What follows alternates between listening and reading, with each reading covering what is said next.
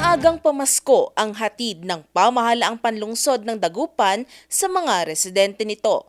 Ngayong araw, December 4, halos 600 indigent Dagupeños ang nakatanggap ng tig 5,000 piso na ayuda bilang unang batch ng benepisyaryo mula sa Office of the President. Isinagawa ito matapos ang mabilis na intake process ng mga nakalipas na linggo para sa pagbangon ng mga tahanang nasira ng super bagyong Uwan.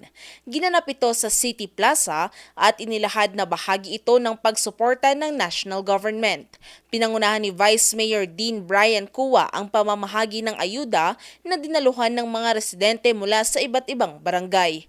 Naging maayos ang proseso at nakatulong ito sa agarang pagkuha ng mga pamilyang nagkukumpuni ng kanilang bahay.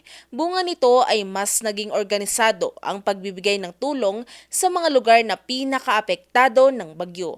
Kasabay ng ayuda, nagsagawa rin ng Disaster Preparedness Lecture ang City Disaster Risk Reduction and Management Office sa pamumuno ni CDRRMO Chief Ronald de Guzman.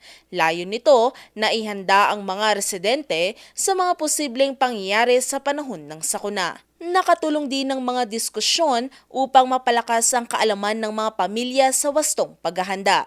Nagpaabot naman ng pasasalamat ang alkalde ng Dagupan City sa national government na pinamumunuan ni President Ferdinand Bongbong Marcos Jr. dahil sa agarang pagpapadala ng pinansyal na suporta. Samantala, nilapit din ng pamahalaang panlungsod ang mga serbisyong pangkalusugan sa mga residente sa Barangay Kalmay, Dagupan City. Dito, daan-daang residente ang nakatanggap ng iba't ibang serbisyo gaya ng medical consultation, dental services, laboratory test, immunization, prenatal care, wash programs, feeding program at health education. Malaking tulong ang purok kalusugan sa mga residente lalo na sa mga walang kakayahang makapagpa-check up dahil malayo ang mga ospital. Ipinatupad ang programang ito bilang paraan upang maagapan at maiwasan ang mga karamdaman sa bawat pamilya. Katuwang ng lokal na pamahalaan ng Department of Health sa pagdala ng mga serbisyo sa mga residente.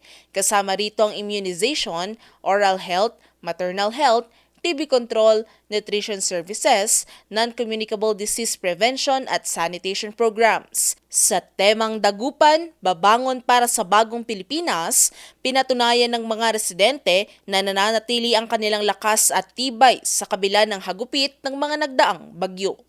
Valerie Desmaya or NG News.